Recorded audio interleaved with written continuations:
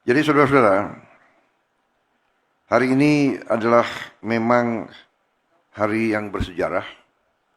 Kita mulai suatu usaha besar. Ya. Jadi kita sudah mengerti bahwa konsep koperasi adalah konsep orang yang lemah. Konsep koperasi adalah konsep untuk mereka yang lemah. Yang kuat tidak mau berurusan dengan koperasi. Yang kuat tidak mau menjadi anggota koperasi pun tidak mau. Kalau sudah kuat, sudah kaya, sudah punya akses kemana-mana, dia bikin itu PT. Ya, dia bikin holding, dia bikin incorporated, dia bikin limited liability company, dia bikin corporation dan bla bla bla. Koperasi adalah alatnya orang lemah. Alatnya bangsa yang lemah. Tapi konsepnya sederhana. Sama dengan konsep lidi. Satu lidi lemah, tidak kuat, tidak ada artinya satu lidi. Tapi kalau lidi, puluhan lidi, ratusan lidi dijadikan satu, ini adalah alat yang bisa membantu kita. Jadi, dari lemah menjadi kekuatan. Ini adalah konsep koperasi. Dari ekonomi lemah menjadi kekuatan ekonomi yang kuat. Ini adalah konsep koperasi. Konsep koperasi adalah konsep gotong royong. Kalau saya sebut gotong royong, yang paling keras tepuk tangan kawan-kawan PDIP. Gotong royong adalah milik bangsa Indonesia.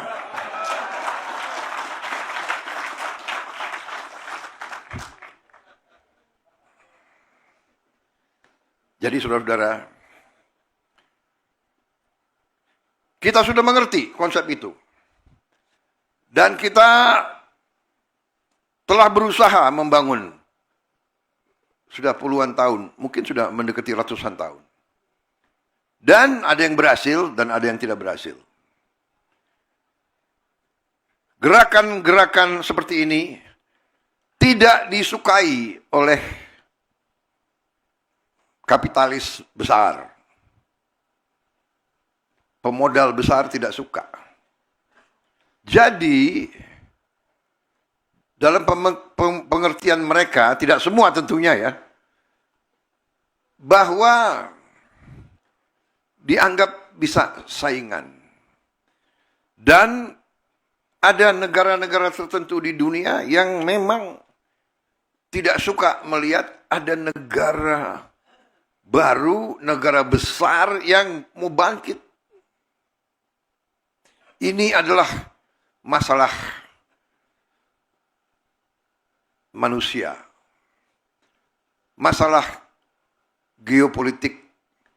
Masalah hegemoni. Bangsa-bangsa sudah ribuan tahun secara alamiah hasrat dorongannya adalah untuk hegemoni, untuk berkuasa, untuk berkuasa secara mutlak. Ini sejarah manusiawi. Karena itu, koperasi sebagai alatnya pihak yang lemah, yang merubah kelemahan menjadi kekuatan, selalu dianggap sarana untuk berdaulat, sarana untuk kemerdekaan yang sejati. Karena saudara-saudara sekalian, saya ingin ingatkan, kemerdekaan bukan hanya lagu kebangsaan merah putih, DPR, MPR, dan sebagainya. Iya. Kemerdekaan sejati adalah kemerdekaan ekonomi.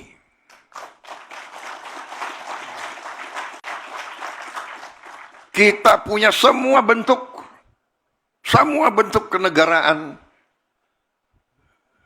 DPR, MPR, DPD, gubernur, menteri, kita punya semua.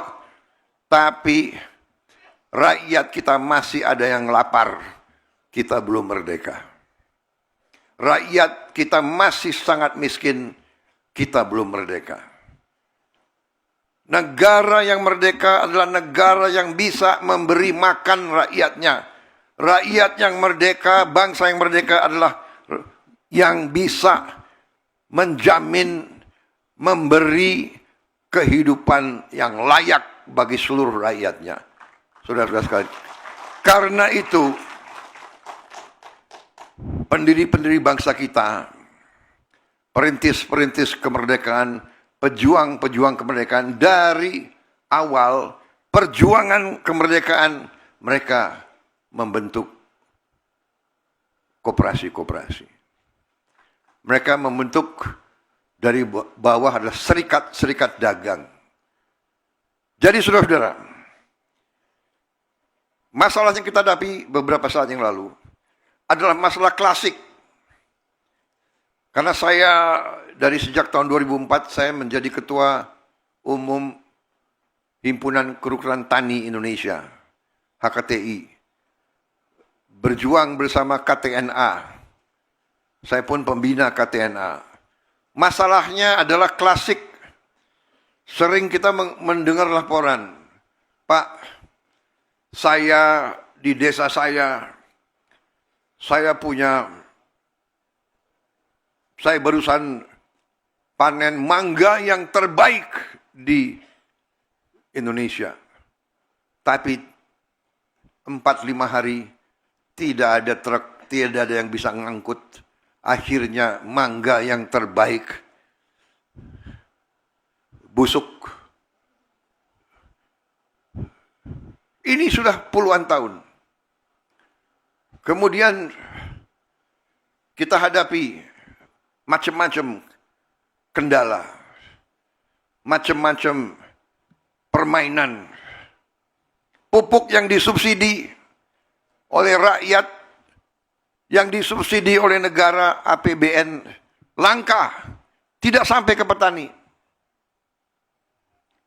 Peraturannya ada 145 peraturan. Ada belasan tanda tangan yang diperlukan untuk dari pabrik ke petani. Kemudian tiap panen yang berhasil, harga untuk petani jatuh. Dari dulu. Kenapa? Karena para petani kita, mereka uangnya sangat sedikit. Nunggu panen, anaknya harus sekolah. Nunggu panen, ada keluarganya yang sakit. Nunggu panen, dia harus keluarkan biaya ini, biaya itu. Dia pinjam uang. Dia pinjam uang susah. Di desa nggak ada yang minjemin uang. Kecuali rentenir. Yang bayarnya adalah per hari bunganya. Kemudian datang lagi orang-orang. Karena tahu para petani susah uang. Jauh sebelum panen dia sudah beli. Dengan harga yang sudah jatuh. Ini turun-temurun. Menurut saya tidak puluhan tahun, ratusan tahun. Ini harus kita potong. Dan kita potong harus dengan langkah yang besar. Bangsa kita besar.